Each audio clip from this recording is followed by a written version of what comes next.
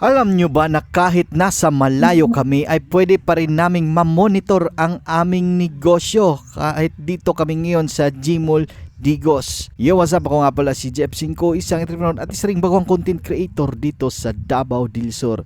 At ngayong araw na to ay nandito tayo ngayon sa Gmall Digos sapagkat ay bibili tayo ng aming pang-monitor sa ating salon business.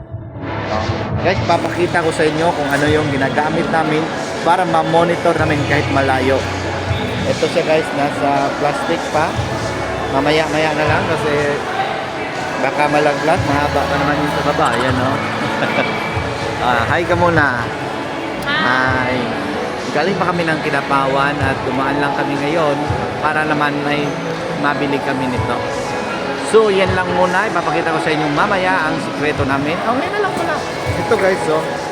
Ito ang Tapo Camera app. Ito yung ginagamit namin para ma-monitor namin live ang aming mga negosyo. Kahit sa Digos o sa Kinapawan o kahit sa bahay namin, nakikita namin kung ano ang mga nangyayari doon. May memory card din kaming ginagamit para naman ma-review natin. At dalawa nga yung binili namin ngayon. Kasi ilalagay namin to sa Kinapawan branch at ang isa doon sa stock room natin. At yan lang muna for today's video. Ako nga pala si Chef Cinco, nagsasabing balik. Bye-bye!